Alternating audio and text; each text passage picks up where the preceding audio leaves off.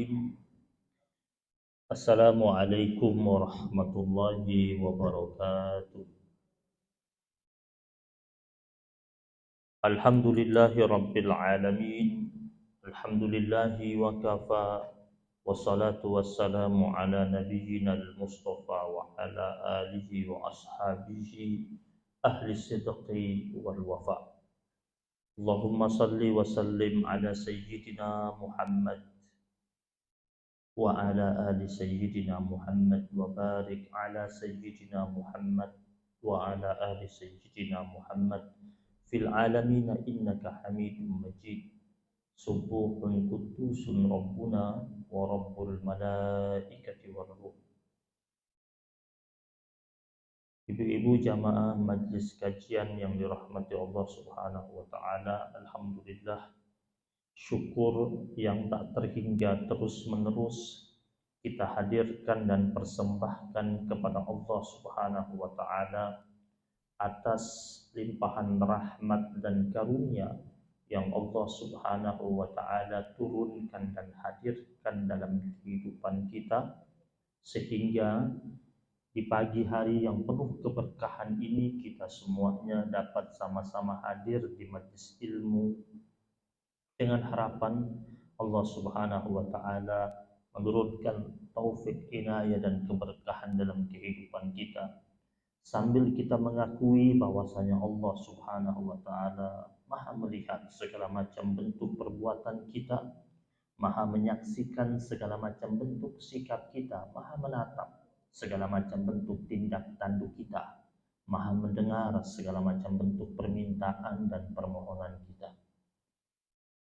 Dialah Allah Subhanahu wa taala yang terus-menerus menurunkan rangkaian nikmat yang bertubi-tubi dalam kehidupan kita, baik sebelum kita memintanya atau sesudah kita memintanya. Bahkan Allah Subhanahu wa taala lebih sering, lebih banyak menghadirkan kepada kita nikmat demi nikmat, karunia demi karunia sebelum kita meminta kepada Allah Subhanahu wa taala. Dan untuk itu sudah sepantasnya lah sebagai hambanya kita menghadirkan rasa syukur yang tertinggi dan paling tinggi hanya kepada Allah, dan keimanan kita yang paling kuat juga lah hanya untuk Allah Subhanahu wa taala.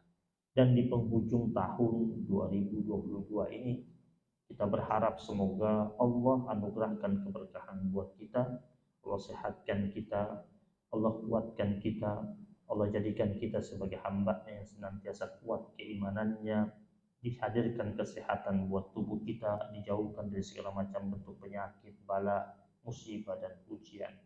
Ala hazihi niyyah wa ala kulli niyyatin salihah. Al-Fatihah. Bismillahirrahmanirrahim. Alhamdulillahirabbil alamin arrahmanir rahim. Iyyaka na'budu wa iyyaka nasta'in. Jamaah yang dirahmati Allah Subhanahu wa taala, ketika kita berbicara tentang waktu, waktu adalah salah satu nikmat Allah yang paling agung yang Allah hadirkan dan berikan kepada manusia. Dan sebagai hamba-Nya, tentu segala macam bentuk nikmat yang Allah kasih buat kita itu harus kita syukuri. Salah satunya nikmat waktu. Termasuk ibu-ibu bisa datang di sini, hadir di sini, duduk di sini. Allah yang kasih waktu. Karena ada di antara kita mau datang kemari, nggak ada waktu. Waktunya terpakai untuk yang lain. Dan mereka yang bisa terpakai waktunya untuk hal-hal baik, termasuk meniti jalan kesalehan, jalan ketaatan itu merupakan rahmat Allah Subhanahu wa taala. Rahmat Allah itu begitu banyak, salah satunya adalah waktu yang Allah berikan buat kita. Tentu harus kita gunakan secara baik, efektif, dan semaksimal mungkin. Di dalam Al-Qur'anul Karim kita akan sering berjumpa Allah bersumpah atas nama waktu. Allah ini kan boleh bersumpah atas nama ciptaannya. Allah bersumpah atas nama gunung, lautan, Allah bersumpah atas nama langit dan planet-planetnya, was-samaa'i wat-tariq. Allah bersumpah atas nama hewan, wa ilal ibili kaifa khuliqat. Allah bilang, lihat itu onta bagaimana kami ciptakan. Jadi seluruh ciptaan Allah, Allah boleh bersumpah atas namanya. Tapi kita tidak boleh bersumpah kecuali atas nama Allah Subhanahu wa Ta'ala. Kita hanya boleh bersumpah atas nama Allah Subhanahu wa Ta'ala. Maka demi kamu, itu nggak boleh. Bilang sama dia, kalau orang yang sumpah, demi kamu deh, bilang demikian. Ya ada demi kamu, demi Allah harus boleh. Dan kalau dia sudah bersumpah demi Allah, dia benar-benar harus pegang sumpahnya itu. Karena sumpah ini dalam hukum Islam itu tidak bisa dibuat main-main, ya. Tidak bisa dijadikan sebagai bahan candaan. Sumpah itu harus benar-benar selaras dengan apa yang dia ucapkan itu. Jika tidak, maka ada hukumannya, itu kafaratnya, ada tebusannya terhadap sumpah yang tidak dia jalankan. Nah, jamaah yang dirahmati Allah Subhanahu wa Ta'ala, mulai dari Allah bersumpah atas nama waktu pagi, was-subhi idza tanaffas, demi waktu subuh ketika manusia mulai bernafas, wal fajri, demi waktu fajar, wad duha, demi waktu duha, wal laili idza yaghsha wan nahari idza tajalla, demi waktu malam yang gelap gulita, dan demi siang hari yang terang benderang, wal asri, demi waktu asar, atau kadang juga diartikan demi masa, ya. Bahkan Allah dalam surat Yasin juga mengatakan, wa ayatul lahumul lailu naslakhu minhun nahar fa idzahum muzlimun. Wa ayatul lahumul lailu naslakhu minhun nahar. Salah satu daripada tanda kebesaran Allah Subhanahu wa Ta'ala adalah, kata Allah, kami tanggalkan waktu siang, kami cabut waktu terang mereka itu. Dan setelah itu apa? Wa idzahum muzlimun. Dan ketika itu mereka berada pada kondisi gelap. Yang rubah dari terang ke gelap itu Allah. Manusia nggak bisa merubahnya.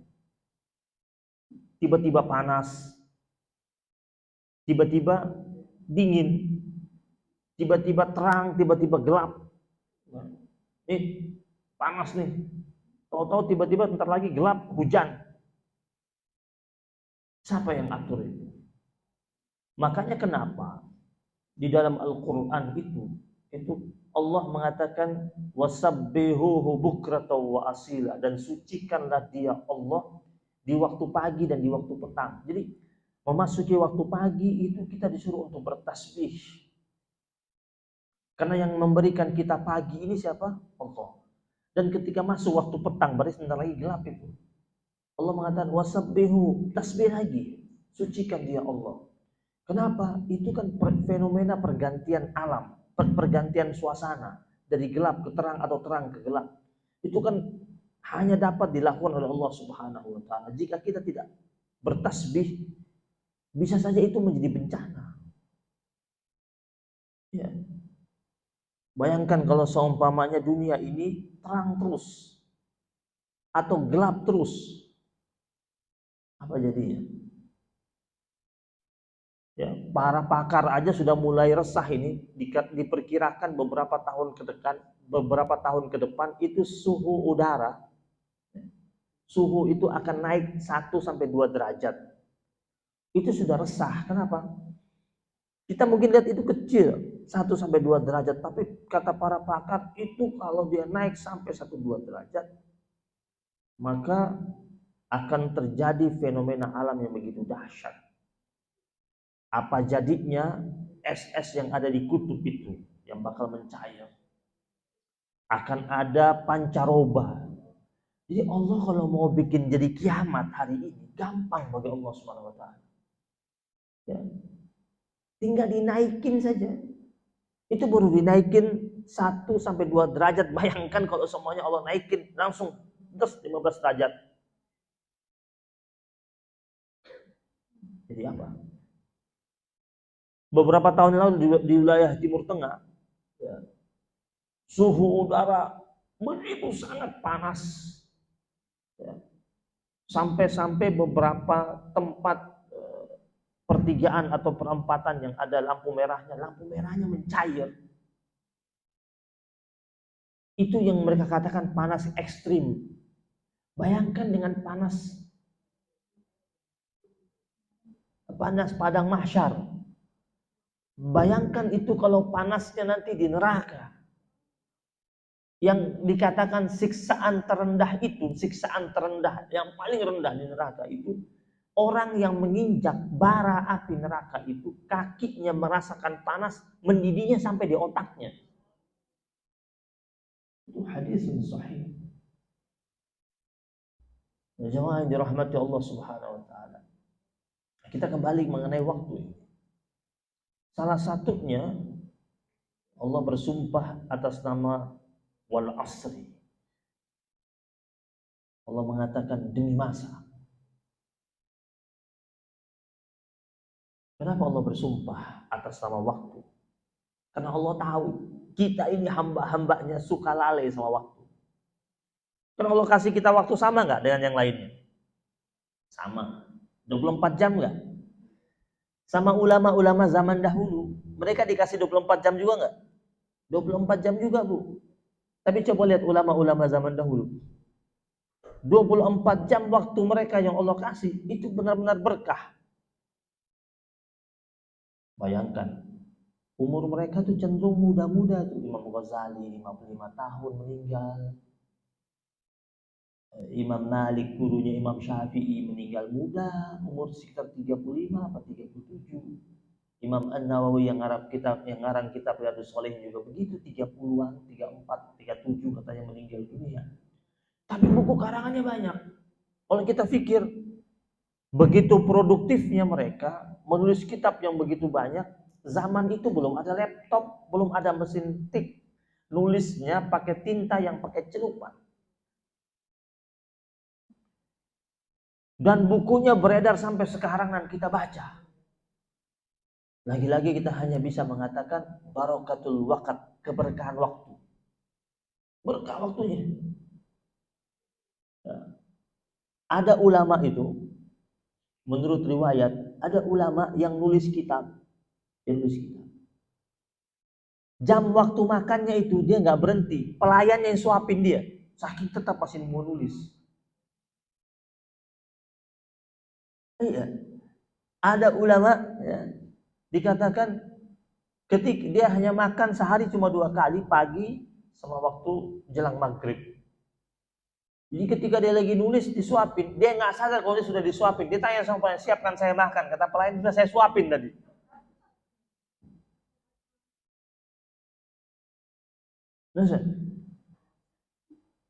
Nah kita coba, waktu kita duduk di majelis taklim itu 1 jam rasanya lama banget. Tapi coba kalau duduk di mall, contoh tidak berasa gimana tuh? Contoh tidak berasa. Setelah 3 jam keluar, ya Allah udah gelap ya. Nggak terasa ya? Ya nggak terasa dalam terang. Ya Allah sudah gelap ya. Padahal tadi masuknya habis zuhur, keluar udah maghrib. Nggak terasa. Keliling, karena banyak setan mallnya soalnya.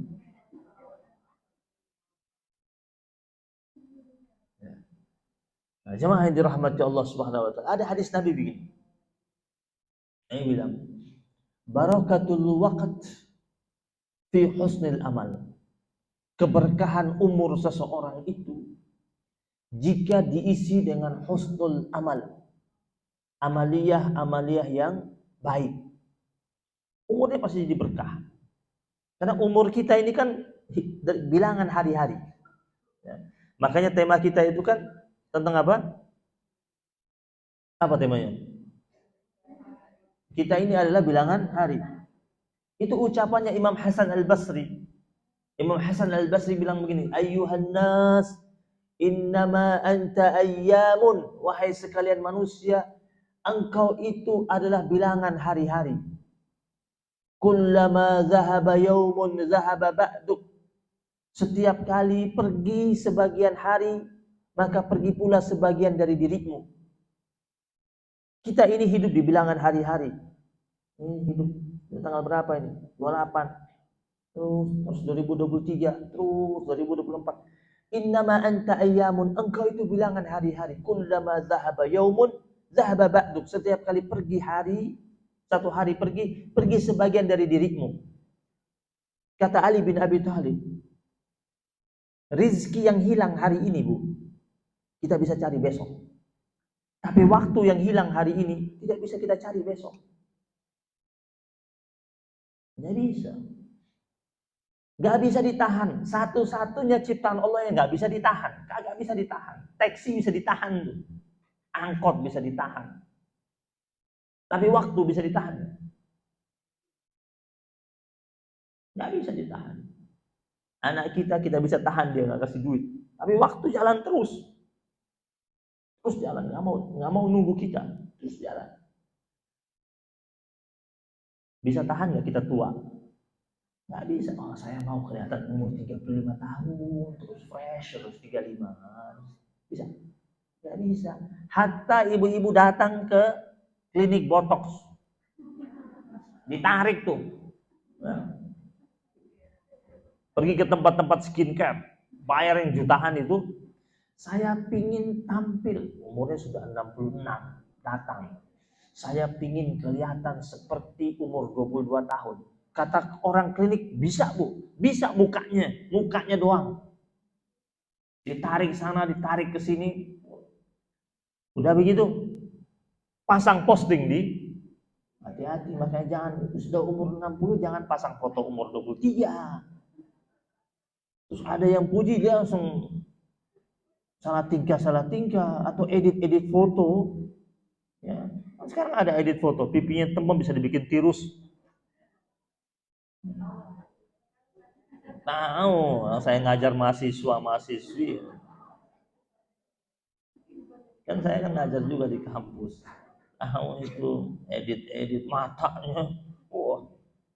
Udah matanya Indonesia banget, pakai bikin mata orang Turki.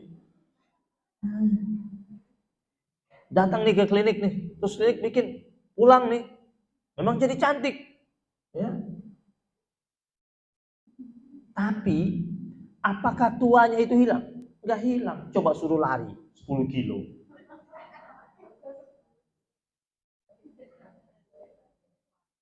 Karena onderdilnya udah onderdil 66 tahun. Kayak mobil itu dipoles luarnya, tapi dalamnya mesinnya sudah mesin tahun berapa? Percuma. Makanya ini Allah Subhanahu wa taala bersumpah atas nama waktu karena Allah tahu kita hamba suka lalai sama waktu. Oh, suka lalai, suka lewati. Itu ada seorang ulama, dia lagi jalan, pergi ke suatu tempat, lewat sebuah kedai. Di kedai itu ada orang lagi duduk-duduk minum teh, minum kopi, makan kue-kue kecil, terus sambil main dadu. Ulama tersebut lewat. Dia ucapkan salam kepada mereka dan mereka menjawab salamnya, terus dia pergi. 3 jam kemudian ulama itu balik dari tempat tujuannya, mau arah ke rumahnya lagi. Lewat tempat yang sama, masih menyaksikan wajah-wajah yang sama, dengan cangkir-cangkir di depan mereka, dengan permainan dadu yang sedang mereka mainkan. Ulama itu bilang apa? Ya Allah, seandainya engkau perkenankan saya untuk membeli waktu mereka, saya mau bayar waktu mereka berapapun harganya. Karena ulama itu merasa waktu dia kurang yang dia pakai untuk beribadah. Ini mereka buang-buang waktu. Berapa banyak di antara kita, coba kalau kita lagi lewat di mall-mall, tempat-tempat meeting point, kan ada beberapa mall suka dipakai untuk tempat-tempat meeting point. Orang suka duduk-duduk di situ. Yang kata mereka meeting, iya betul mereka meeting. Tetapi mereka membahas hal-hal yang serius, Bu. Itu paling cuma 15-30 menit. Setelah itu, ngalor ngidul kemana-mana. Duduknya 3 jam, bahas yang betul-betul tentang bisnis, tentang usaha, tentang sesuatu yang serius, setengah jam. Sisanya ada kemana-mana, nyambung kemana-mana. Sedangkan Rasul pesan sama kita apa? Min husnil islamil mar'i tarkuhu ma la ya'ni.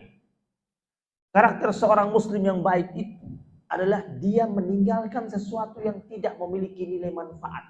Jadi kita ini kalau mau bicara harusnya mengandung unsur manfaat.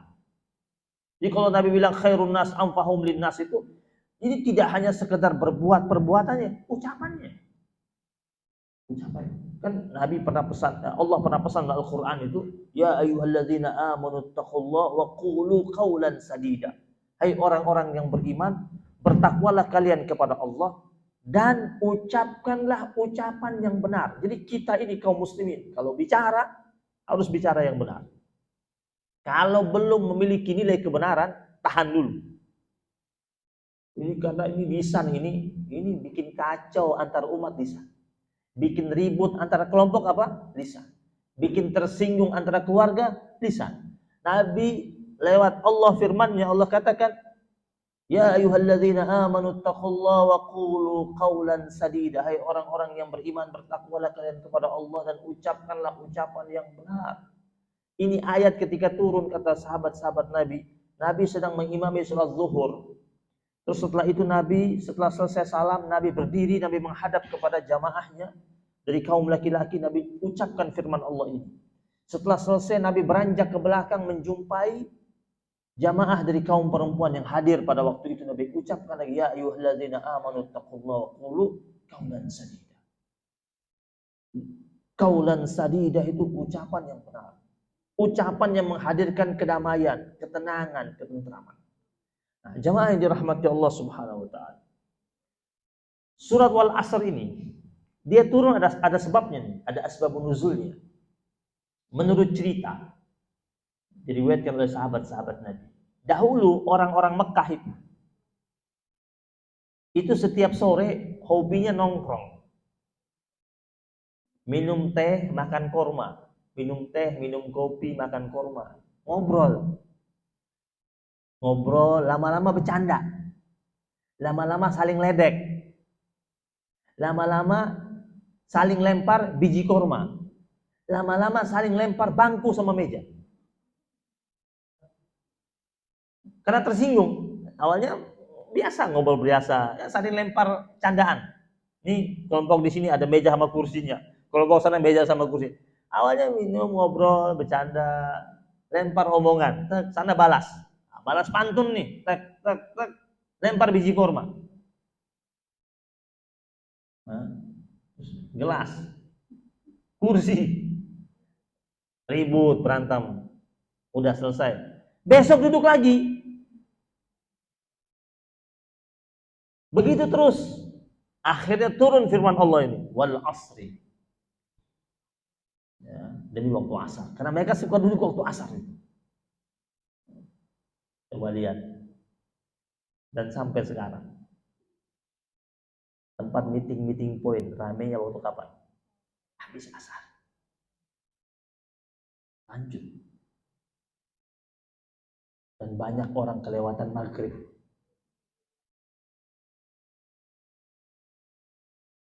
Karena merasa yang mereka obrolkan ini menghasilkan duit. Sedangkan duit yang punya siapa? Rezeki yang punya siapa? Yang bukain pintu rezeki buat mereka, usaha buat mereka siapa? Maka Allah katakan innal insana lafi khusrin. Sesungguhnya manusia itu berada pada kerugian yang tak terkira. Rugi. Ada ulama mengatakan waktu itu kayak es balok. Es balok ibu taruh di bawah terik matahari, kata ulama. Ditaruh di kayak es balok yang ditaruh di bawah terik matahari.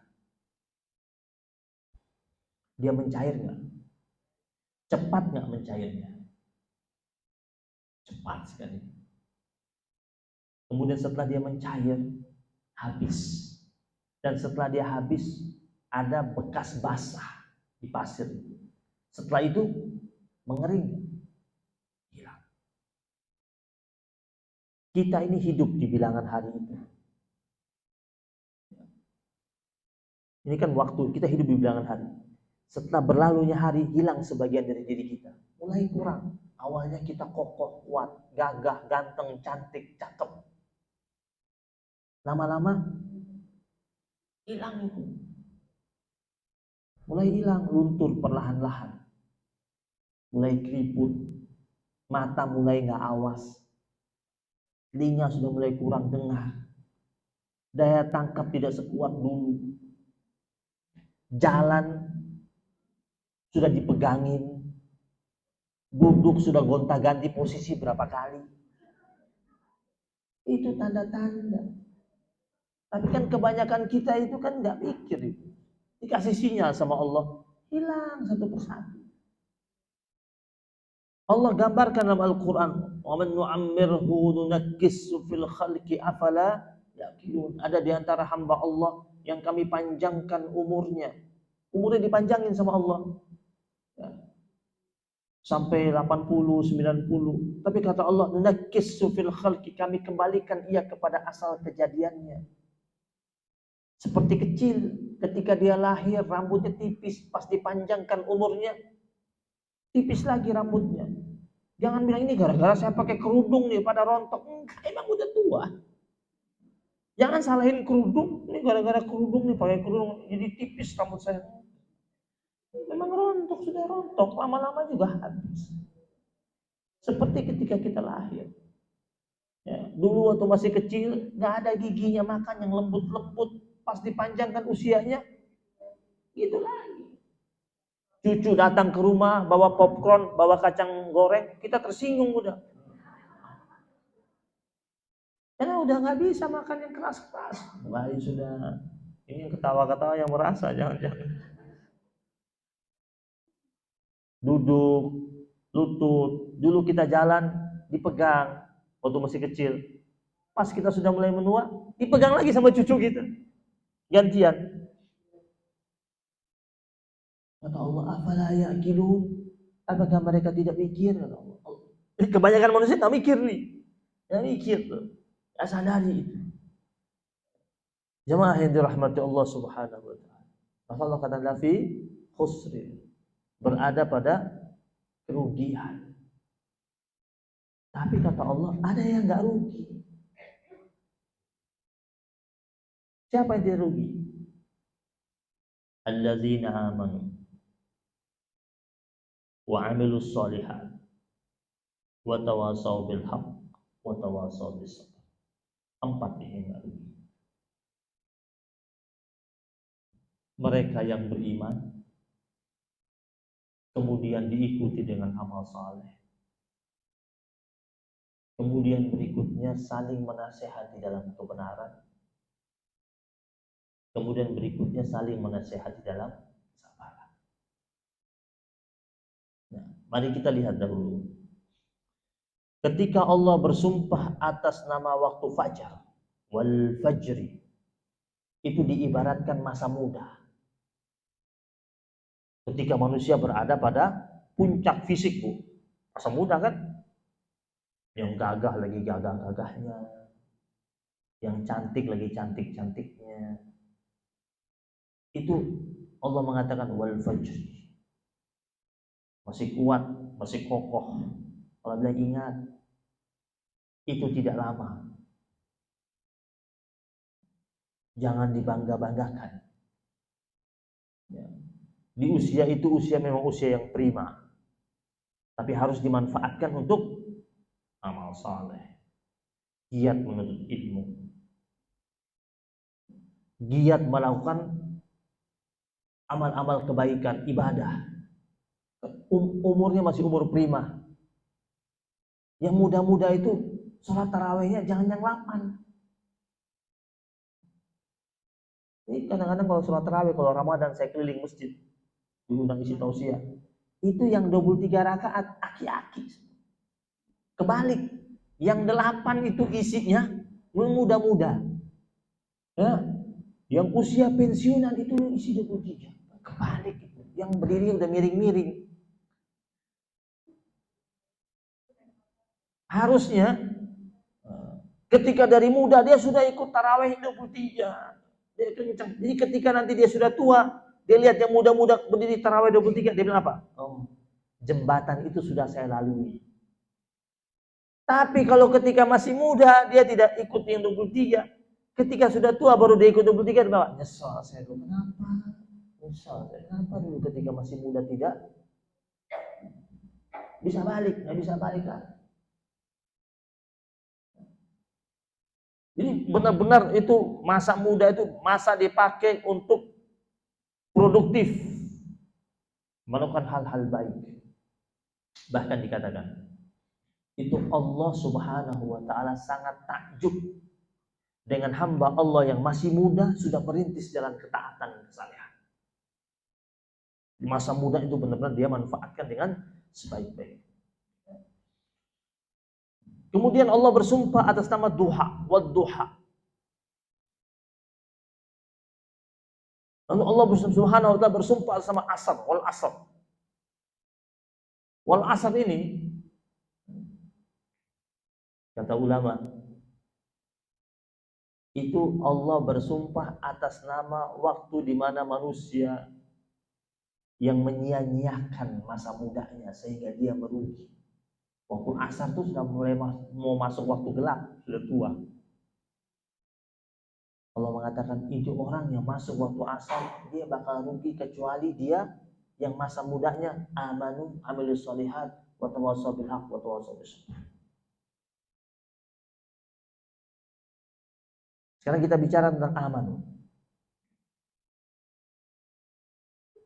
Hadis Nabi dari sahabat Nabi Abdullah bin Abbas. Rasul mengatakan begini, ni'matani maghbunun fihi ma katsirun minan nas. Ada dua nikmat yang kebanyakan manusia itu tertipu, lalai dan terbuai. Apa itu? As-sihhatu wal faragh. Nikmat sehat dan nikmat waktu yang luang, kosong. Kita kalau lagi sehat itu suka terbuai itu dengan sehatnya kita. Makan kita nggak kontrol, kita melakukan aktivitas sebebas-bebasnya. Pas lagi sakit baru bilang, oh seandainya nanti kalau sembuh saya mau buat ini, buat ini, buat ini. Pas Allah sembuhkan lupa lagi. Ini kata Nabi, dua nikmat ini, nikmat sehat dan nikmat waktu yang kosong. Ini kadang-kadang kan kita coba mikir, kadang-kadang waktu kosong itu kita cuma duduk diam. Waktu kosong kita kebanyakan habis dengan handphone kita. Tahan itu sampai 2 jam lihat grup WhatsApp, berbalas pantun di situ. Bayangkan kalau 2 jam itu duduk pegang Quran, dan aneh ya, itu 2 jam pegang handphone lihat WhatsApp itu nggak nguap-nguap loh. Giliran baca Quran itu, ya Allah, baca Quran. Baru baca selembar, langsung ibu-ibu kalau lagi baca Quran dapat selembar sudah mulai nunduk-nunduk itu. Bukan nunduk paham ya. Nunduk-nunduk itu berarti sudah mulai ngantuk. Ibu-ibu kuatkan zikir dan lawan terus, jangan berhenti. Itu setan lagi banyak tuh. Dilawan. Ibu-ibu kalau lawan terus hilang ngantuknya. Tapi kalau pas mulai ngantuk, shadaqallahul azim. Terus ibu bilang sama ustadznya, Ustadz, saya alhamdulillah Ustadz, kalau saya mau ngantuk itu, kalau saya tidak bisa tidur, mau ngantuk, susah tidurnya, ngaji Ustadz. Alhamdulillah cepat ngantuk. Jangan bilang alhamdulillah, itu setan, ada banyak. Kenapa nonton yang lain kita nggak ngantuk? Lihat yang lain kita nggak ngantuk. Sehat wal farah. Waktu sehat dan waktu kosong. Nah, di antara bentuk kerugian orang, bentuk kerugian manusia yang melalaikan waktu. Yang pertama, orang yang innal insana fi khusrin. Apa kerugiannya? Yang pertama kata ulama, orang yang tidak mengisi waktu luangnya dalam hal-hal yang baik dan sempurna. Tidak mengisi waktu luangnya dengan hal-hal utama. Ini alhamdulillah ibu-ibu, cari aja waktu luangnya bisa datang pengajian, dapat pahala. Ibu duduk di sini. Selama ibu-ibu duduk di sini di majelis ilmu, duduk ikut kajian, duduk sambil berzikir, duduk sambil mempelajari Al-Quran, mempelajari hadis, ibu-ibu keluar dari sini dosanya rontok semua. Itu hadis. Itu hadis. Ini ada malaikat jaga di atas. Kata hadis qudsi, hadis riwayat Imam Bukhari. Dan hadis riwayat Imam Bukhari katakan itu malaikat di atas menaungi. Kemudian ketika kita keluar itu kata Allah, fa ushidukum. Allah bilang sama malaikat, wahai para malaikat-malaikat, kalian jadi saksi ya. Aku suruh kalian jadi saksi. Bersaksilah kalian bahwasanya anni qad ghafartu lahum. Aku telah mengampuni dosa mereka semua. Jadi ketika kita keluar, rontok dosanya. Dan Allah suruh malaikat jadi saksi. Bahwasanya Allah telah mengampuni dosa kita. Keluar dari mana? Masjid. Keluar dari majelis ilmu. Berarti kita sedang mengisi waktu kita saat ini dengan hal yang bermanfaat, yang bernilai, yang mendapatkan keberkahan dari Allah Subhanahu wa Ta'ala. Ada kan orang isi waktu kosong ngapain? Mancing. Ada tuh pergi mancing, lama banget mancing, berangkatnya pagi, pulangnya sore. Saya bilang di majelis bapak-bapak, saya bilang di majelis bapak-bapak, saya bilang, bapak-bapak, saya setuju tuh sama istri-istri yang suka marahin suaminya mancing. Saya dukung. Kok usah dukung? Iya, gimana saya nggak dukung? Itu pergi mancingnya pagi, pulangnya sore, bawa ikan cuma 3 ekor. Kalau dia dagang online, dia jualan, dia bisa beli ikan 10 ekor mungkin untungnya. Sesekali bolehlah. Tapi kalau hampir tiap hari atau hampir setiap minggu tuh pergi dia. Pagi-pagi udah jalan. Pergi mancing. Ada lagi orang pakai waktunya buat sepedaan. Boleh, sehat itu sepedaan. Tapi ke masjid dulu. Ada yang hari Ahad, hari Sabtu, hari Ahad bangun paginya paling cepat. Bukan ke masjid. Siapin sepedanya. Goes. Dengan sepedanya dia goes ya, puluhan kilo, bahkan sampai lebih dari 100 kilo. Dia upload di statusnya. Ya, masjidnya jaraknya cuma 50 meter dari rumahnya, dia nggak sampai-sampai. Emang sepedanya bisa masukin dia ke masjid? Bisa masukin dia ke surga sepedanya? Bisa masukin dia ke surga sepedanya? Nggak bisa. Mampir dulu lah, sholat dulu. Ya. Selesai sholat dia ajak teman-temannya biar yang ikut sholat berjamaah sehat badannya. Ayo ikut goes. Apa-apa bagus, dapat pahala dia.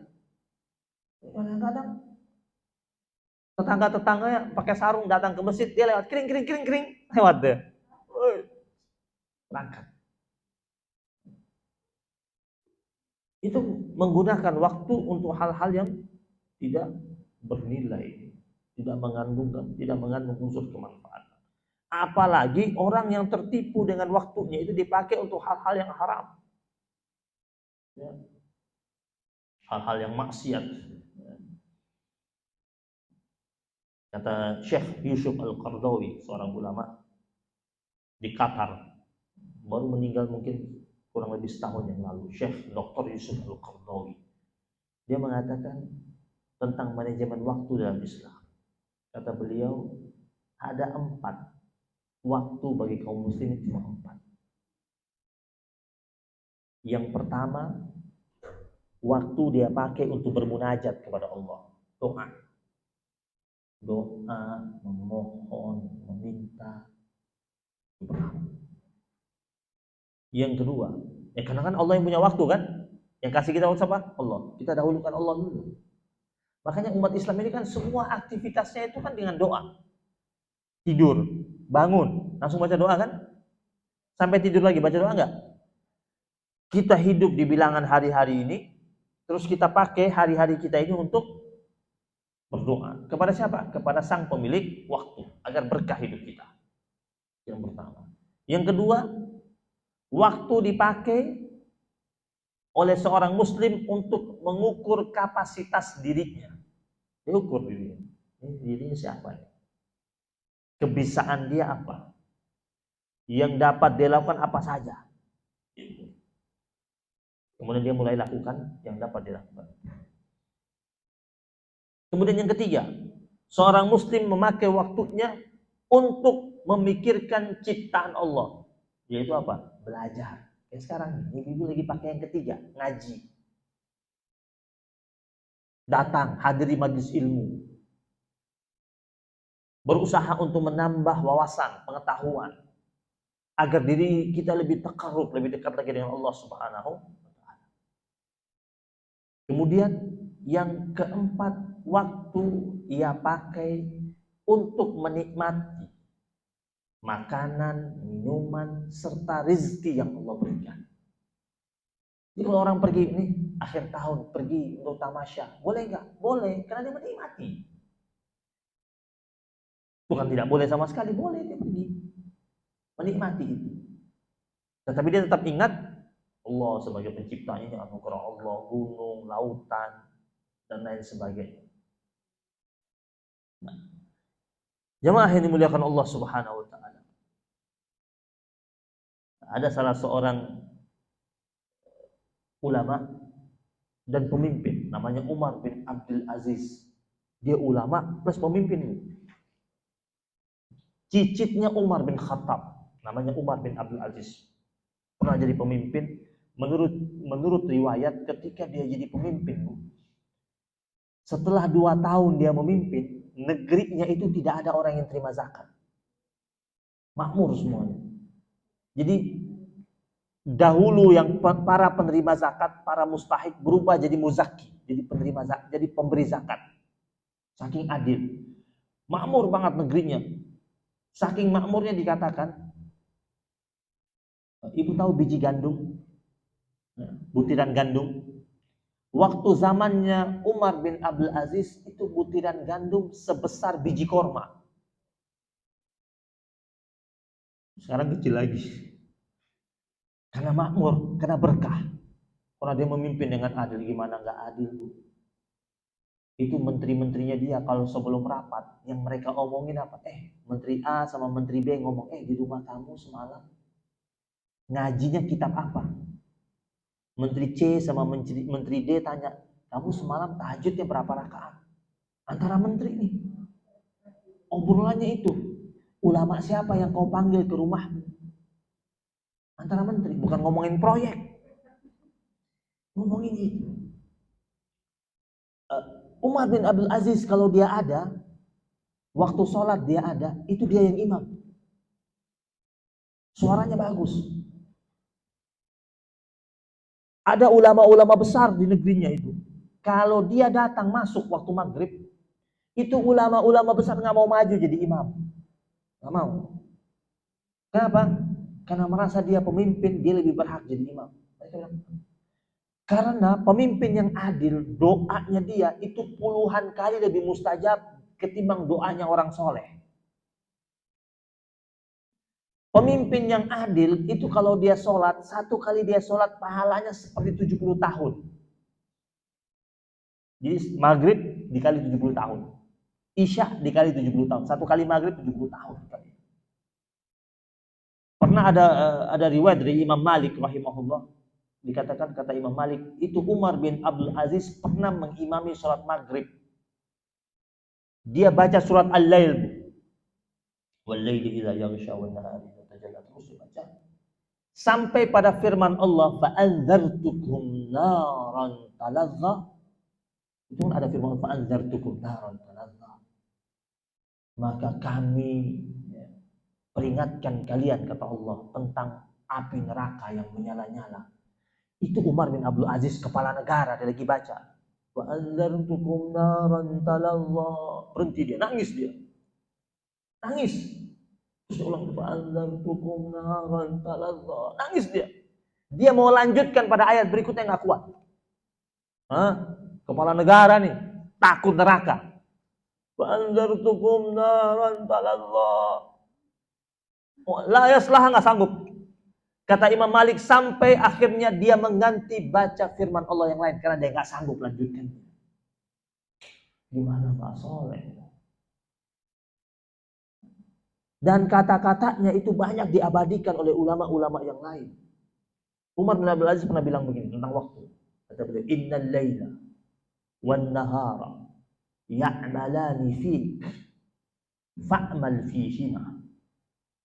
Innal laila wan nahara ya'malani fika fa'mal fihima. Sesungguhnya malam dan siang itu, wahai manusia, mereka bekerja untukmu. Maka engkau hendaklah beramallah di malam dan siang itu. Kan malam dan siang itu kan bekerja untuk kita. Kan dia ganti kan. Allah yang suruh, malam siang bekerja untuk mereka. Malam dipakai buat kita untuk istirahat. Dengan datangnya malam, suasana itu suasana untuk kita tarik selimut. Kemudian ketika datang siang, suasana yang buat kita jadi semangat untuk bekerja, beraktivitas, mencari rezeki yang halal dan thayyibah. Kata Umar bin Abdul Aziz, ini malam dan siang telah bekerja untukmu. Maka engkau hendaknya beramallah di dalam malam dan siang. Jemaah dirahmati Allah Subhanahu wa taala. Dikatakan lagi min alamati i'radillahi 'anil abd, di antara tanda Allah Subhanahu wa taala sedang berpaling atau tidak suka terhadap hambanya itu, Allah akan jadikan hambanya itu sibuk dengan hal yang sia-sia. Fima la ya'nihi. Ya, jadi ibu-ibu, kalau kita sedang sibuk dengan hal yang sia-sia, kita banyak baca istighfar. Berarti Allah lagi murka sama kita sebenarnya. Di antara tanda-tanda Allah lagi berpaling dari kita, udah gak mau anggap kita. Itu Allah jadikan kita sibuk dengan hal yang sia-sia. Tanda Allah cinta sama kita apa? Allah cinta sama kita, Allah jadikan kita sibuk dengan hal-hal yang bermanfaat. Kita hadir majelis ilmu ini, Allah lagi cinta sama kita. Allah siapkan waktu buat kita, Allah mudahkan kita. Apalagi orang yang sudah masuk usia senja, kemudian maksiatnya masih banyak. Wah, itu ada hadis Nabi katakan, salasun la yukallimuhumullah yaumal qiyamah wala yanzuru ilaihim wala yuzakkihim walahum azabun alim. Ada 3 jenis manusia yang Allah Subhanahu wa taala tidak akan ajak berbicara dengan orang tersebut. Allah enggak akan lihat dia. Allah tidak akan sucikan dia. Allah akan berikan dia azab yang pedih. Ada 3. Yang pertama kata Nabi, syaikhun zanin. Orang yang sudah tua tapi masih bermaksiat. Udah tua masih genit. Allah bilang Allah nggak lihat. Kata Rasul, Allah nggak lihat. Allah nggak mau ajak ngomong. Allah nggak mau sucikan dia. Allah akan timpakan azab. Kenapa? Dia sudah masa usia tuanya. Itu kan sudah banyak tanda-tanda yang Allah kasih buatnya, sinyal buat dia. Tapi dia masih maksiat. Ya, aki-aki umur sudah 75 tahun masih genit, masih siul sana siul sini, jalan kemana-mana pakai celana ketat, pakai rantai, sepatu kets. Ini bilang ini Allah nggak bakal mau lihat. Ini udah umur lebih dari 70 tahun, gayanya kayak cucunya. Apa yang dibeli sama cucunya, dia pingin punya juga. Beli di mana tuh? Beliin saya juga dong. Udah beda zaman. Jangan. Ini. Karena Nabi pernah bilang begini, hati-hati dengan orang yang usia sudah lebih dari 40 tahun. Kalau di sini saya lihat di bawah 30 semua ya. Kata Nabi, ini yang usia sudah di atas 40 tahun, kata Rasul, hendaknya dia perbanyak ketaatannya ketimbang kemaksiatannya. Orang yang sudah di atas 40 tahun, kata Rasul, maksiatnya jauh lebih banyak, durhakanya jauh lebih banyak ketimbang ketaatannya. Dia sebenarnya sedang booking fee, sedang DP tempat di neraka. Kenapa sampai Nabi ucapkan seperti itu? Karena lewat dari 40 tahun itu kita sudah melewati setengah dari jatah hidup kita. Karena umur umat Nabi Muhammad, naru ummati, kata Nabi, umur umat Nabi Muhammad itu ma baina sittin wa sab'in, antara 60 sampai 70 tahun. Kalau ada yang lebih dari itu, tidak banyak, kata Nabi. Itu bonus dan tidak banyak. Kebanyakannya antara 60 sampai 70. Umur umat Nabi Muhammad SAW. Berarti kalau sudah lewat dari 40, lewat dari setengah itu. Lewat dari setengah jatah hidup.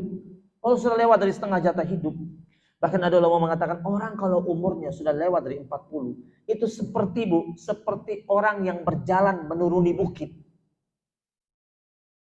Pertama, orang kalau jalan menuruni bukit hati-hati nggak? Karena kalau terpleset jatuhnya parah. Apalagi lebih dari 40 tahun. Kalau patah tulang, bawa ke Haji Naim lebih lama sembuhnya. Ya, itu yang pertama. Yang kedua, orang kalau jalan menuruni bukit itu, turunnya cepat nggak? Jalan turunan, cepat nggak? Ketika umur kita sudah di atas 40, itu terasa cepat loh. Terasa lebih cepat. Kenapa ulama mengilustrasikan seperti itu? Kita harus ingat baik-baik, ini sudah lewat 40. Ingat-ingat nih kayak jalan nurunin bukit. Ya. Cepat turunnya dan harus hati-hati. Kalau tidak hati-hati bahaya.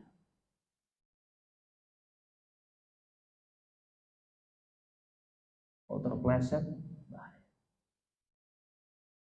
Jemaah yang dirahmati Allah Subhanahu wa taala. Jam 10. Ada pertanyaan? Apa lanjut?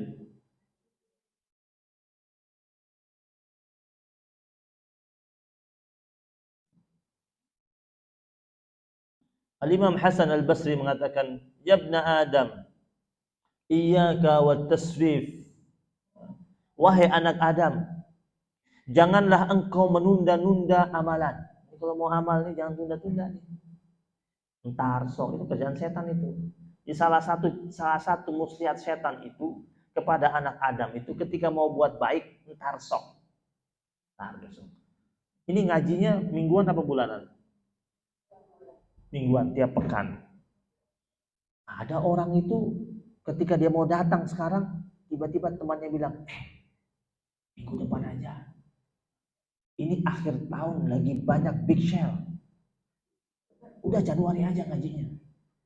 Itu kerjaan setan itu. Nunda-nunda. Ya.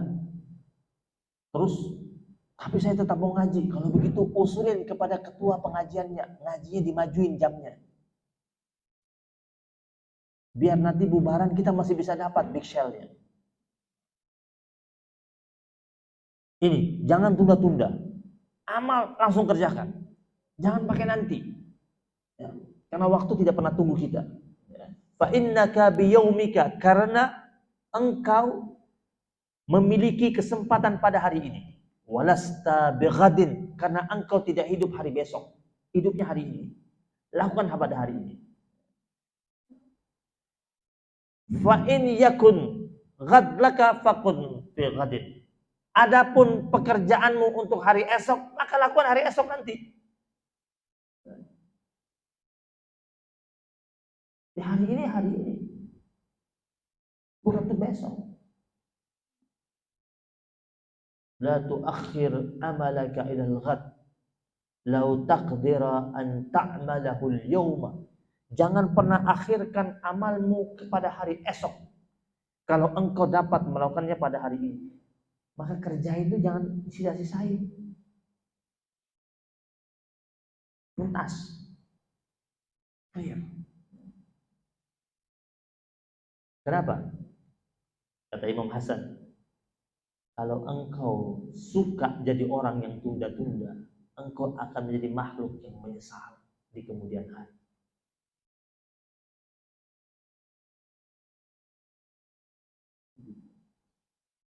Sekarang penyebab manusia tidak menghargai waktunya.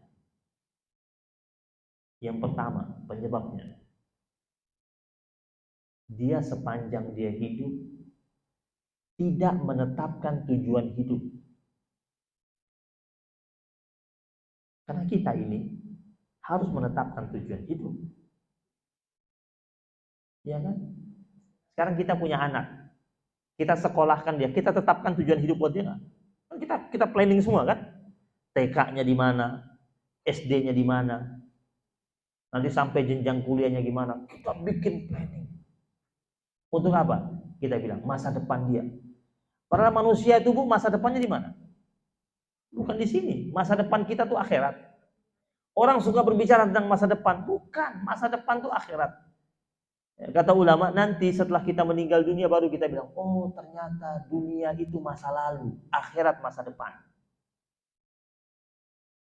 Iya. Alam barzah itu alam transit. Setelah berada di alam transit baru kita, oh ternyata memang benar.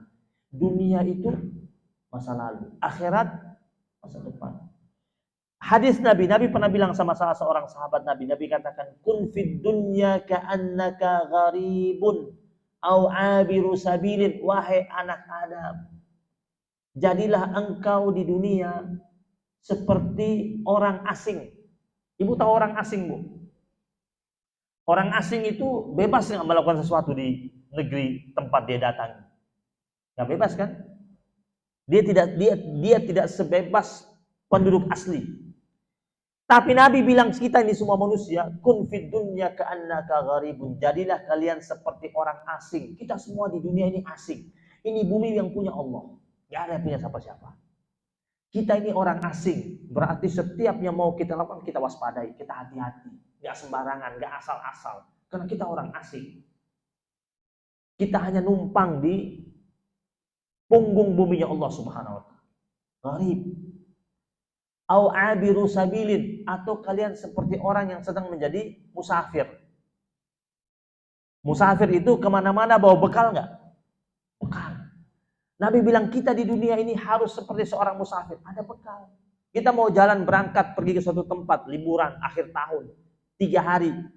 Tentu koper kita isi bekal untuk 3 hari. Pakaian kita, baju ganti kita, obat-obatan jika ada, dan sebagainya. Ini dunia tempat kita himpun bekal. Karena kita ini musafir. Kita ini adalah hamba-hamba Allah yang sedang melintas, bukan yang sedang berhenti. Kan kebanyakan kita merasa kita sedang berhenti. Nah, nggak berhenti kita. Kalau berhenti lama dong. Ini kita kan nggak lama. Umur manusia itu kata ulama, ibaratnya seperti jarak antara waktu azan dan waktu sholat. Pendek. Itu ilustrasi mereka. Kenapa mereka ilustrasikan seperti itu? Kita ini manusia, ketika lahir diapain? Bayi lahir tuh diapain? Azan. Pertama kalian lahir langsung, mana ayahnya? Azan. Meninggal dunia diapain? Sholatin. Lahir azan, meninggal sholat. Umur manusia kata ulama ibaratnya seperti jarak antara waktu azan dan waktu sholat. Singkat, cepat. Coba ibu-ibu kalau lagi reunian sama teman-teman SMP. Perasaan baru kemarin ya, kita sekolah dulu ya, masih pakai rok dulu ya main-mainnya. Oh, sekarang kita udah punya cucu SMP. Kumpul sama teman-teman SMA. Itu siapa itu? Itu pemain basket dulu. Sering kita sorak-sorakin, itu paling ganteng itu. Oh, masa sih? Kok begitu, giginya udah nggak ada? Kok hitam? Udah hitam, giginya udah nggak ada, botak, udah nggak menarik dilihat. Pada dulu tuh, kalau lihat dia lewat langsung. Perasaan baru kemarin. Yang laki-laki lihat siapa tuh? Oh, itu kembang SMA dulu, yang naksir banyak tuh. Sampai guru aja ada yang naksir katanya. Masa sih? Iya bener itu orangnya. Kok sekarang udah big size? Oh, gemuknya udah 3 kali lipat. Cepat, waktu jalan cepat sekali. Nggak pernah mau nunggu kita. Yang kedua, jadi benar-benar dimanfaatkan. Allah bilang, wa ma khalaqtul jinna wal insa illa. Tugas kita kan untuk ibadah. Tugas kita, Allah bilang, Allah nggak bilang, tidak aku ciptakan jin dan manusia untuk cari rezeki. Tidak aku ciptakan jin dan manusia untuk mereka berbuat ini, berbuat itu, jadi kepala negara, jadi politisi. Enggak. Allah bilang apa? Illa liya'budun. Maksudnya apa? Aktivitas dia apa saja, profesi dia apa saja, nilainya harus ibadah. Apa saja? Aktivitasnya, profesinya, pekerjaannya. Semuanya illa liya'budun. Harus muatannya dan nilainya ibadah kepada Allah Subhanahu wa taala. Karena Allah tidak menciptakan kita untuk sesuatu yang sia-sia, Bu. Bukan untuk yang main-main. Afa hasibtum annama khalaqnakum abatsan wa annakum ilaina la turja'un. Surat Al-Mu'min. Al-Mu'minun ayat yang ke-115.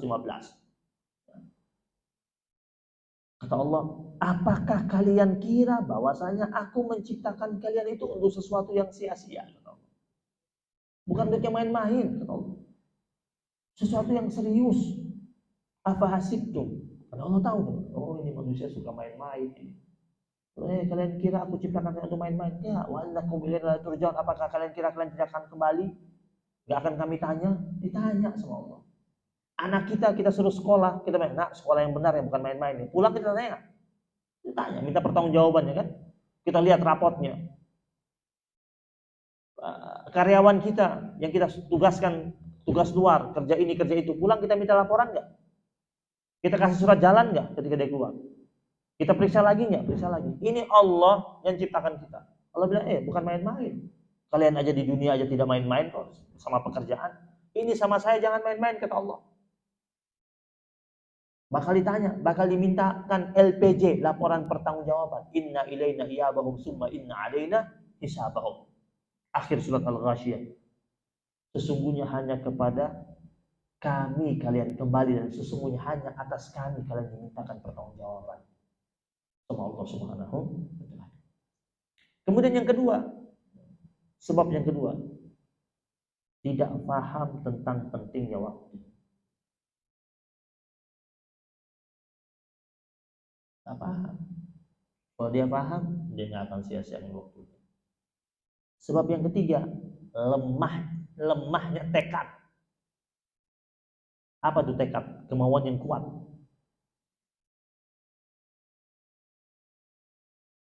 Harus kuat tekadnya.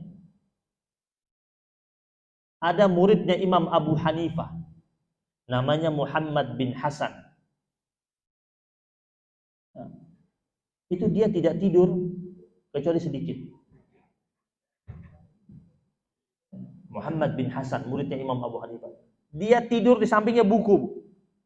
Bangun langsung baca. Kita tidur sekarang sampingnya handphone. Bangun buka, lihat grup WhatsApp. Buka YouTube, apa gosip terbaru.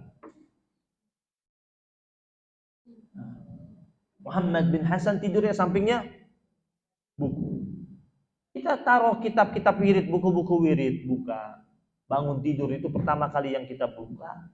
Setelah ke kamar mandi, bersuci, buka. Quran yang kita baca semalam, lihat lagi 5 ayat, 3 ayat. Apa yang saya baca semalam artinya apa?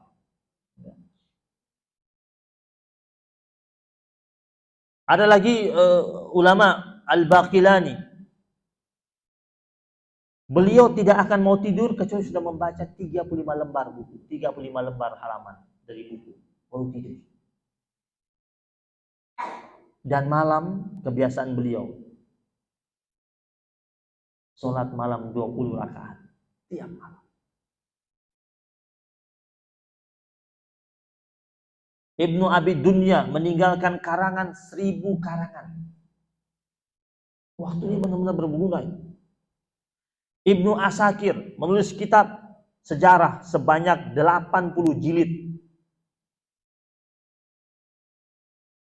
Ibnu Hazm menulis kitab 400 jilid. Menulis pakai celup itu. Ibnu Abi Hatim menulis kitab fikih, kitab hadis, kitab sejarah sebanyak 1000 juz.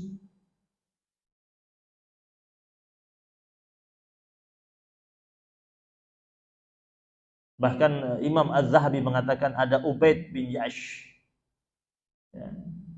Ubaid bin Ya'ish, salah satu gurunya Imam Bukhari dan gurunya Imam Muslim. Gurunya Imam Bukhari, guru Imam Muslim, tidak pernah makan kecuali disuapi oleh pelayannya. Seperti saya bilang tadi di awal.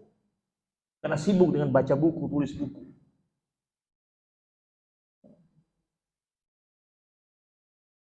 Ada lagi ulama namanya Imam Ibnu Jarir At-Tabari, ahli tafsir, ahli hadis, ahli sejarah. Semangat menuliskan tafsir Al-Quran sebanyak 30.000 halaman. Dan bukunya masih ada sampai saat ini. Kita baca. 30.000 halaman. Jadi kalau dihitung-hitung itu Imam Ibnu Jarir itu At-Tabari itu tulisannya rata-rata menulis 40 halaman setiap hari. Setiap hari 40 halaman menulis. Nggak pegal, semangat soalnya, ya nggak pegal.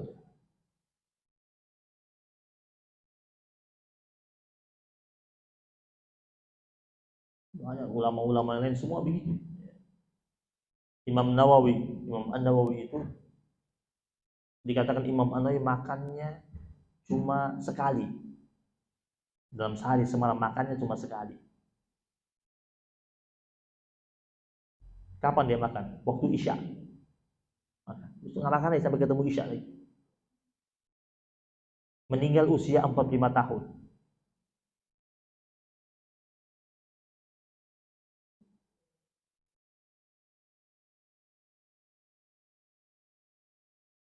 Murid-muridnya bilang, Imam An-Nawawi itu setiap harinya ada buku-buku tipis ya. Buku-buku tipis yang dia tulis tuh. 4 buku tiap hari yang dia tulis.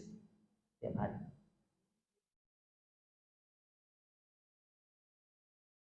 Kita habis di kafe sini, pindah di kafe sini, pindah lagi. Sampai rumah, makan lagi. Karena belum makan nasi gitu ya.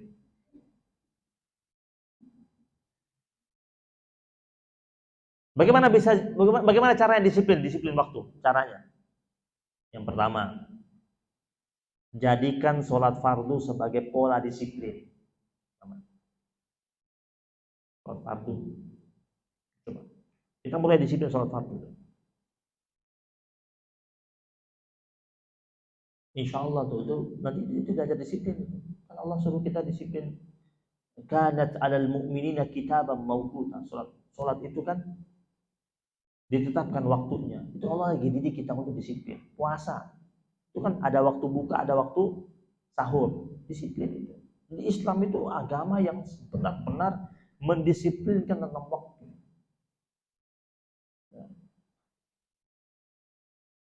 Kemudian jangan biarkan waktu terbuang percuma. Makanya Allah bilang dalam Al-Quran, fa iza faraghta fansab wa ila rabbika. Kalau kosong, kata Allah bilang apa? Kalau engkau kosong, maka carilah aktivitas lain. Oh santai ini enggak. Kalau kosong langsung cari aktivitas lain. Islam tidak membolehkan umatnya diam. Ibu-ibu tahu waktu perang Uhud. Kan perang Uhud itu sebenarnya bukan kalah kaum muslimin, itu draw sebenarnya. Kenapa draw? Pertama kali menang kan? Menang. Kemudian kalah. Kenapa kalah? Karena pasukan yang ada di lereng Bukit Uhud itu meninggalkan lereng Bukit Uhud karena tertarik kepada pampasan perang, turun ke bawah. Akhirnya mereka dipukul mundur sama pasukan musuh, mundur, terluka sampai Nabi itu kan pakai pelindung kepala nih. Ya, pelindung kepalanya itu kan ada rantai-rantainya. Itu kena pukulan panah, tuh rantainya masuk ke dalam, nancap di pipinya Nabi, terus kena gigi gerahamnya. Kena gigi gerahamnya sampai copot. Ketika mau dilepas susah sekali, mau diangkat nggak bisa karena nancap ini, diangkat susah. Terus ada seorang sahabat Nabi itu bantunya dengan cara dia gigit rantai itu sampai giginya copot. untuk membebaskan Nabi dari masukkan rantai ke dalam pipinya. Dia gigit, dia tarik sampai copot giginya. Ya. Nah, itu kalah tuh. Jadi draw kan. Kemudian setelah itu pasukan muslimin pulang. Setelah itu 1 hari kemudian, tanpa menyia-nyiakan waktu, Bilal langsung memberikan pengumuman, bilang pasukan yang ada sekarang harus siap-siap berangkat menyerang ulang. Jadi ada satu tempat, jadi pasukan musyrikin ini belum lari jauh nih, belum pergi jauh, mereka masih menetap. Jadi pasukan musyrikin ini sedang memantau kekuatan pasukan muslimin setelah selesai perang Uhud. Nabi bilang 1 hari, selang 1 hari kita serang mereka. Langsung sahabat-sahabat Nabi yang tadi terluka, bahkan ada dari perkampungan Bani Salimah itu sekitar 40 orang tuh luka-luka, pada luka-luka mereka, sampai ada di antara mereka kena luka panah sampai puluhan luka panah, masih banyak cederanya. Dengar bilang diajak untuk pergi serang lagi pasukan musyrikin, semuanya bangun siap sedia, termasuk Nabi. Berangkat. Jadi semangat jihad mereka dan tanpa membuang-buang waktu itu membuat mereka tidak merasakan sakit yang sedang mereka alami. Mereka kejar. Pasukan musyrikin kaget. Mereka bilang, ini pasukan apa ini? Lagi cedera, lagi luka kemarin. Kok bisa datang serang kita? Kabur tuh, kocar kacir pasukan musyrikin. Jadi pasukan musyrikin setelah itu lari, tunggang langgang, kocar kacir, meninggalkan pasukan muslimin. Tidak ada waktu kosong bagi pasukan Nabi Muhammad Sallallahu. Ya silakan. Ya silakan, monggo.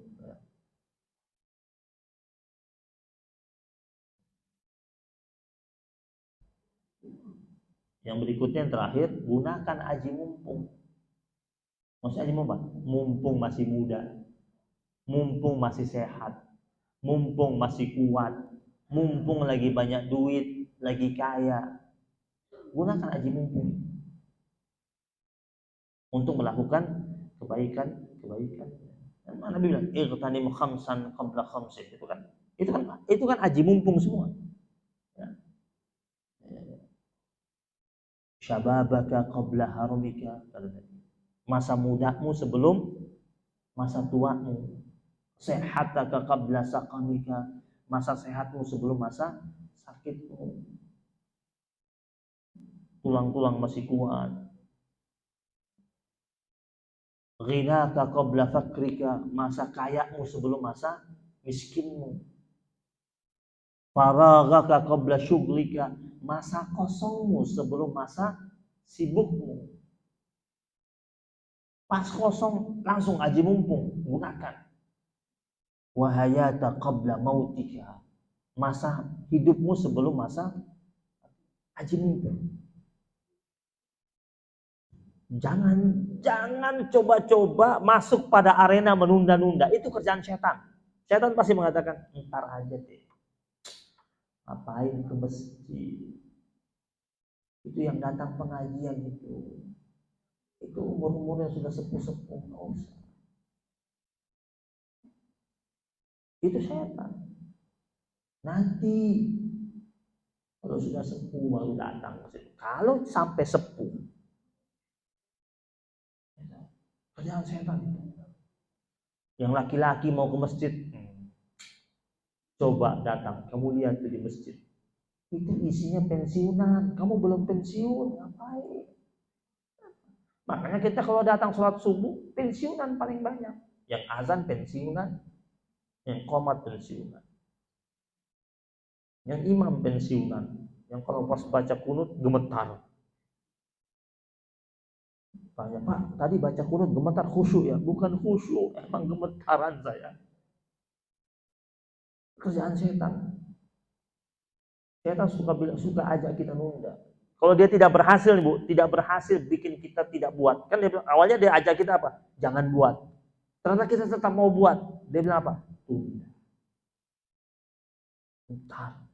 nanti, besok-besok, kapan-kapan, setan semua. Jadi kalau mau buat baik, segera. Lawan itu. Mau ibadah, segera. Mau sedekah, segera. Ada orang mau berangkat haji, uangnya ada. Uangnya ada untuk dia bayar yang furoda itu, yang mahal itu, yang sampai 400 juta, ada duitnya. Daftar yang ini aja biar nunggu. Ada uangnya, pakai yang itu. Iya. Pakai buat ibadah itu soalnya. Bernilai. Karena dia pakai di jalan Allah Subhanahu wa taala. Yakin bakal diganti, pasti bakal diganti. Kan Nabi bilang, orang yang pergi di jalan Allah itu, orang yang berhaji itu, yang pertama, yu'tihim ma sa'alu. Dia minta apa saja Allah kasih. Wa yustajabu ma da'u, kata Rasul. Dia doa apa saja Allah kabulkan doanya. Yang ketiga, Allah ganti harta yang dia pakai, yang dia keluarkan untuk perjalanannya ad-dirham alaf-alaf. 1 dirham diganti beribu-ribu. Bahkan berjuta-juta. Diganti. Berlipat-lipat. Bayangkan dia pergi, yang nikmati dia kok, yang nikmati pesawat dia, yang nikmati hotel dia, nikmati makanan dia. Dia yang nikmati itu. Tetapi Allah, Rasul katakan, Allah yang bakal ganti. Yang sudah dia keluarkan, bahkan dia nikmati itu. Allah ganti. Kenapa? Karena yang dia keluarkan perjalanannya, perjalanan spiritual. Perjalanan yang bernilai ibadah. Semua yang kita lakukan dengan muatannya ibadah, yakinlah pasti diganti oleh Allah Subhanahu wa taala. Begitu juga waktu kalau kita pakai untuk ibadah, berkah. Contoh berkah, kalau ngaji rasanya agak lama, itu berkah lama. Tapi coba kalau hal-hal yang maksiat, cepat ya. Kalau pakai buat ibadah, terasa lama, ada berkah di situ. Dulu Imam Syafi'i kalau masuk bulan Ramadan, menurut riwayat Imam Syafi'i cuma tidur 1 jam atau 2 jam bulan Ramadan. Dia mengkhatamkan Al-Quran. Ada yang mengatakan 1 hari 1 kali, ada yang mengatakan 1 hari 2 kali. Karena orang kalau hafal Quran, bacaannya lancar, tartilnya bagus, itu butuh waktu sekitar 10 jam selesai. Imam Syafi'i sekali sampai 2 kali dalam sehari. Umar bin Khattab radhiyallahu taala anhu, sahabat Nabi, kepala negara, Amirul Mukminin, urusan negaranya banyak. Itu setiap kali masuk bulan Ramadan menghatamkan Al-Quran 1 hari 1 kali hatam. Di luar bulan Ramadan itu Umar bin Khattab di hari-hari biasa kayak sekarang ini, tiap 3 hari hatam. Jadi dia kepala negara, baca Qurannya sehari 10 juz. 3 hari hatam, 3 hari hatam.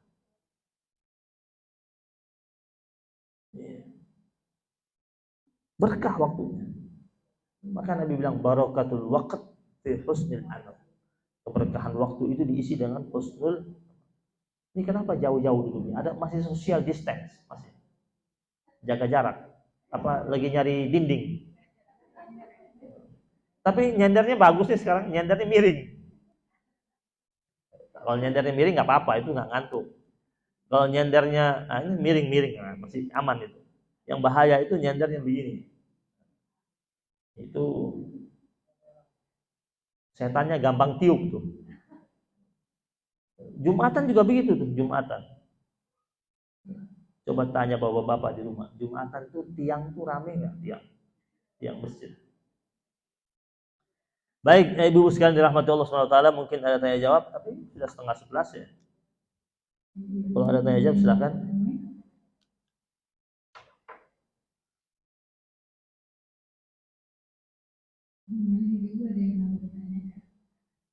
Nggak ada?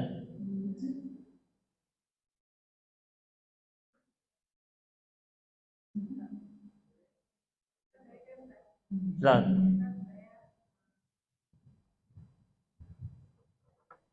Assalamualaikum warahmatullahi wabarakatuh. Yang sampaikan Ustaz tadi Allah katakan tadi Allah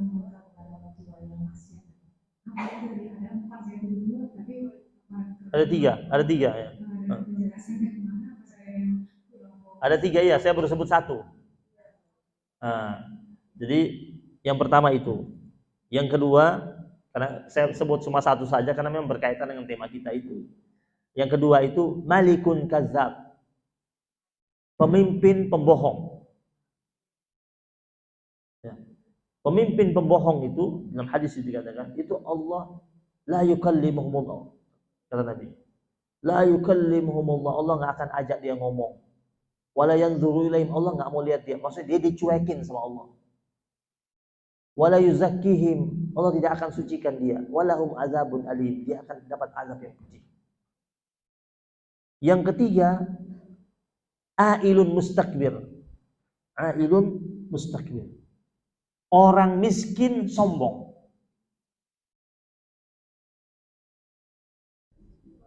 Iya. Orang kaya sombong itu sudah dibenci sama Allah. Kata Nabi, orang miskin sombong ini orang dia Allah nggak bakal lihat dia. Allah nggak mau ajak dia bicara, Allah tidak mau sucikan dia dan dia akan dapat azab yang pedih. Dia sudah miskin tapi dia sombong. Apa itu? Siapa itu? Manusia siapa itu? Seperti siapa itu? Orang yang hidupnya gengsinya gede. Kan biasa itu ada orang dia memang sebenarnya tidak punya, tapi karena dia gengsi, ingin tampil punya. Dia tidak mampu beli barang-barang branded, tapi dia ingin bergaul dengan orang-orang jet set, dia sewa. Kan ada jasa sewa. Sewa kan bayarnya murah. Tampil sana, tampil sini. Flexing. Sekarang ada istilahnya flexing. Ya kan? Kayak bohong-bohongan. Itu hadisnya sudah Nabi sudah sebut 14 abad yang lalu. Ailun mustakbir. Miskin sombong. Jadi kata Nabi, Allah itu sudah membenci orang miskin. Allah itu sudah membenci orang kaya yang sombong. Allah lebih membenci lagi sudah miskin sombong. Benci Allah. Ini tiga itu ya. Orang tua yang maksiat, kemudian pemimpin pendusta. Karena kalau pemimpin dia dusta, berapa jumlah warganya itu kena efek dari dusta. Kalau ada anak dia dusta di rumah, yang kena dustanya orang tuanya, 2 orang. Kalau seorang pemimpin dia berdusta, warganya 10 juta, 10 juta itu kena pranknya dia. Dan orang seperti ini Allah murka sekali. Karena sekali dia berkata bohong, efeknya seluruh warganya kena. Kena bohongnya dia. Jadi mau yang dengar itu percaya atau tidak percaya, dia dianggap sudah berbohong terhadap sejumlah warganya. Dan ailun mustakbir. Orang miskin yang sombong. 3 itu. Wallahu a'lam. Pemimpin di sini itu kan Ustaz, kita pikirkan biasanya pemimpin itu mungkin ada pemimpin besar, tapi sebenarnya pemimpin itu sendiri, para suami kita juga pemimpin. Iya. Iya. Saya dulu ketua majelis kami pemimpin. Iya. Pasti kena juga di. Iya. Mudah juga kita menjadi pemimpin. Iya, RT, RW, kades, semua. Memimpin organisasi, ya, memimpin kelompok, pemimpin. Jadi kalau jadi pemimpin, dia bohong, dia dapat murkanya Allah Subhanahu. Baik.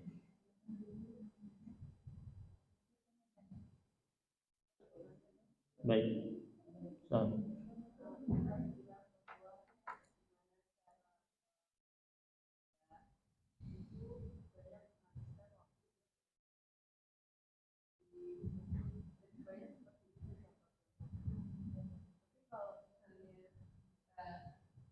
Mungkin membaca sehari juga berapa kali banyak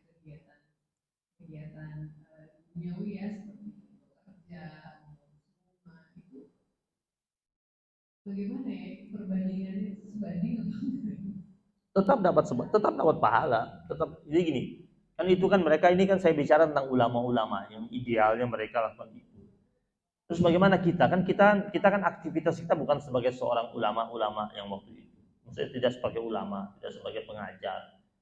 Nah, tentu kita ada aktivitas-aktivitas kita yang lain yang kita lakukan, yang bekerja, yang ngantor, yang punya usaha. Selama pekerjaan-pekerjaan dan aktivitas-aktivitas yang dilakukan itu dalam tataran menghormati waktu, maka tetap ada pahala buat dia. Ya kan? Zaman dulu kan mungkin ulama dia tidak keluar kemana-mana. Kemudian murid yang datang ke dia. Zaman dulu tuh murid yang datang. Kalau zaman sekarang kan ulama yang datang. Kalau dulu kan murid yang datang. Kan sudah berubah zamannya ini. Kalau dulu itu gayung yang cari air. Kalau sekarang air yang atau sumur yang cari gayung, ya kan? Nah, maka perjalanan dia itu dianggap ibadah. Karena kemana? Ke tempat ilmu, ke tempat majlis. Kemudian orang punya kantor, dia buka perusahaan. Di perusahaannya itu ada sekitar lebih dari 50 periuk nasi yang berharap padanya. Ada 50 karyawan. Dan 50 karyawan berarti 50 periuk nasi. 50 karyawan berarti di rumahnya mungkin ada 3 atau 4 orang yang karyawan tersebut nafkahi. Selama dia datang ke kantor, niatnya memang buka perusahaan itu untuk menghidupi karyawannya, mendapatkan rezeki yang halal, itu nilainya ibadah. Berarti dia dianggap menghormati waktunya. Kenapa? Dia pakai waktunya untuk hal-hal yang baik, untuk pekerjaannya. Kan dikatakan di hadis, orang yang berangkat keluar dari rumahnya untuk mencari rezeki yang halal, yang baik buat keluarganya, buat kerabatnya, untuk menghidupi orang-orang di sekitarnya, itu perjalanannya sebagai mujahid. Seperti mujahid, orang yang jihad di jalan Allah Subhanahu wa taala. Jadi yang dikatakan kita rugi itu kalau kita tidak membangun waktu kita dengan nilai keimanan, dengan amal soleh. Makanya kan innal insana lafi khusrin illa alladzina amanu wa amilus shalihat. Kecuali mereka senantiasa amanu, imannya baik. Jadi ketika dia beraktivitas di luar, yakinnya sama Allah masih ada terus. Dia nggak pernah sampingkan Allah Subhanahu wa taala.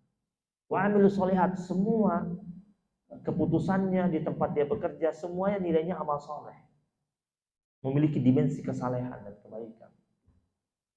Makanya Imam Syafi'i pernah berkata tentang surat Wal Asr ini, kata beliau, "Lau tadabbaran nas hadhihi surah lawasa'atuhum." Kalau seumpamanya manusia mereka merenungi firman Allah surat Al-Asr aja, maka itu sudah cukup buat mereka. Sampai kata beliau, kalau seandainya, kata Imam Syafi'i, kalau seandainya Allah tidak menurunkan firman Allah dalam Al-Quran, Allah tidak menurunkan Al-Quran kecuali hanya satu surat saja, hanya surat Al-Asr, itu sudah cukup menjadi panduan kehidupan umat manusia, hamba-hamba Allah SWT. Karena dia walaupun pendek maknanya dalam. Makanya kenapa Bu dulu sahabat-sahabat Nabi itu kalau mereka habis kumpul-kumpul Bu, pas mau bubar itu bacanya Wal Asri.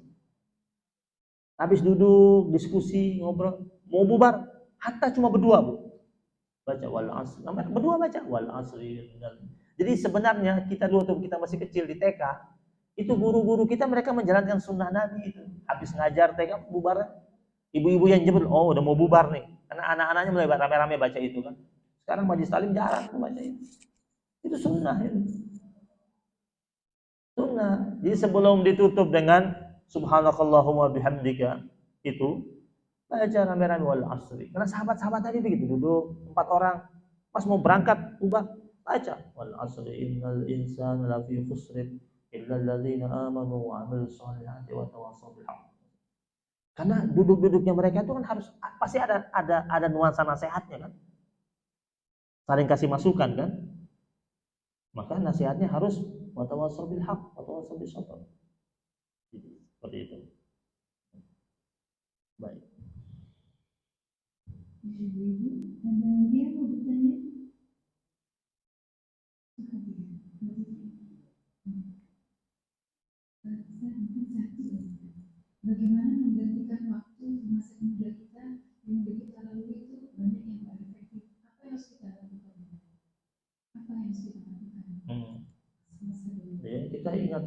kita ingat tentang kekhilafan kita di mana. Tidak ada manusia yang tidak punya khilaf. Tidak ada manusia yang tidak punya salah. Karena manusia tempatnya kekhilafan, mahalul khata wa nisyan. Tempatnya kekhilafan, tempatnya kesalahan, tempatnya alfa, tempatnya lupa. Beruntunglah orang yang mau mengingat kekhilafannya, mau merenungi kesalahannya, mau melakukan muhasabah, introspeksi dirinya. Itu orang yang beruntung sebenarnya. Terus ketika dia ingat tentang masa lalunya yang penuh dengan hal-hal yang buruk atau banyak waktu yang terabaikan, maka dia istighfar kepada Allah, itu sudah cukup baginya. Minta ampun kepada Allah Subhanahu wa taala, mohon dimaafkan karena sempat lalai akan waktu yang telah Allah berikan untuknya. Kemudian berusaha agar Allah Subhanahu wa taala kuatkan dia dapat merintis jalan baik pada masa-masa mendatang. Yang merugi itu adalah ketika dia sudah meninggal dunia baru dia menyesal. Dia menyesal sudah percuma, dia tidak bisa kembali lagi. Ya. Kan ada kisah di Al-Quran itu kan, ada yang sudah meninggal juga. Ya Allah, andaikan aku dikembalikan kembali dan dihidupkan kembali, aku mau beramal. Allah sudah selesai, sudah lewat itu. Ya. Sudah selesai, ibaratnya engkau sudah berada di alam yang berbeda, engkau tidak dapat kembali lagi. Tapi ketika masih di bumi yang Allah Subhanahu wa taala, terus dia merenungi tentang masa-masa dulunya, kekhilafannya, kealfaannya, kelalaiannya, kemudian dia menyesalinya, dia introspeksi diri, dia muhasabah, dia minta ampun kepada Allah. Dan Allah mengatakan innallaha yaghfiruz dzunuba jami'a. Allah itu mengampuni segala macam dosa. Ya. Jadi tidak ada permohonan ampun kecuali bakal diampuni oleh Allah Subhanahu wa taala. Pasti harus yakin itu. Harus yakin Allah itu Maha baik, Allah itu penerima taubat. Ya. Allah itu ghafiruz dzunub, Maha pengampun segala macam bentuk dosa. Itu Allah yang bilang innallaha yaghfiruz dzunuba jami'a. Kan kita suka zalim sama diri kita, termasuk itu kan zalim sama diri kita. Nabi pernah ajarkan doa sama Abu Bakar As-Siddiq radhiyallahu taala. Nabi ajarkan doanya begini. Nabi baca qulillahumma, katakanlah ya Allahumma inni zalamtu nafsi zulman katsira. Ya Allah, sesungguhnya aku telah menzalimi diriku dengan kezaliman yang sangat banyak. Kan kita suka zalim sama diri kita banyak. Hanya kan kadang-kadang kita nggak sadar kan. Udah dibilang sama dokter, ini harus dijaga makan empingnya, tetap aja makan emping. Gitu. Dijaga itu jeroan-jeroannya jangan disentuh lagi, makan. Terus pas sakit lututnya bilang, ini gara-gara emping nih. Emping bakal protes, saya nggak salah kok. Yang salah kan kita. Dan kadang-kadang kita kambing hitamkan makanan yang kita makan, padahal kan yang zalim kita. Ya. Abu Bakar As-Siddiq diajarkan doa sama Nabi, Allahumma inni zalamtu zulman katsira. Ya Allah, sesungguhnya aku telah menzalimi diriku dengan kezaliman yang begitu banyak. Wala yaghfiru dzunuba illa anta. Tidak ada yang dapat mengampuni dosa aku ini yang begitu banyak kecuali Engkau ya Allah. Faghfir li maghfiratan min indik. Maka ampunilah aku ya Allah dengan pengampunan di sisimu yang begitu mulia. Warhamni, dan kasihanilah aku ya Allah. Innaka antal ghafurur rahim. Sesungguhnya Engkau ya Allah Maha Pengampun dan penuh kasih. Itu Nabi ajarkan kepada Abu Bakar As-Siddiq baca doa ini di akhir sholatnya. Di akhir sholatnya Abu Bakar As-Siddiq suka baca ini. Hadisun sahih. Jadi minta diampuni sama Allah, warhamni, dan pengampunan yang penuh dengan balutan kasih. Jadi pengampunan yang tidak menghadirkan efek yang menyakitkan buat kita. Innaka antal ghafurur rahim. Sesungguhnya Engkau Maha Pengampun dan penuh kasih. Allahu a'lam.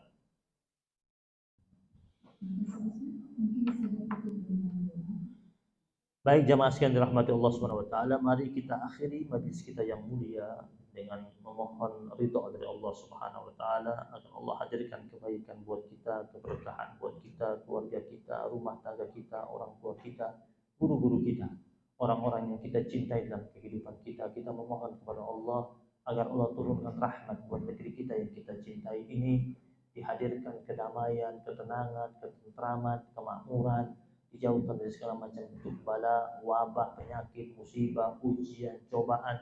Allah kuatkan hati umat muslimin, Allah persatukan umat muslimin, Allah jauhkan mereka dari segala macam keburukan dan perpecahan. Ala hadhihi niyyah al-Fatihah. Ya Allah.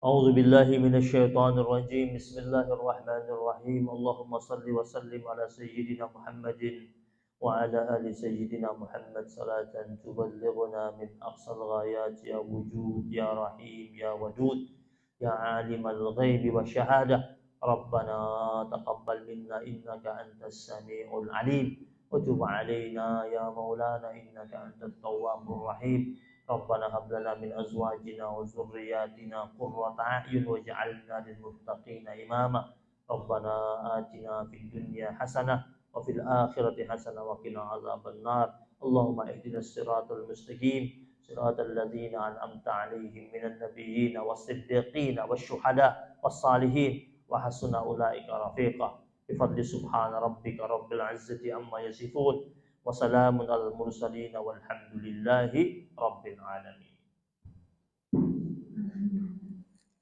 Terima kasih Ustaz. Alhamdulillah telah kita dengarkan tausiah dari Ustaz Habib Abdurrahman Al-Kursi. Jazakumullah khairan katsiran Ustaz atas ilmu yang telah disampaikan. Semoga bisa menjadi pencerahan bagi kita bersama. Dan mudah-mudahan Allah memberikan pahala kebaikan untuk kita semua. Terima kasih kepada ibu-ibu atas kehadirannya. Marilah pengajian ini kita tutup dengan membacakan doa kafaratul majlis. Subhanakallahumma wa bihamdika asyhadu an la ilaha illallah anta astaghfiruka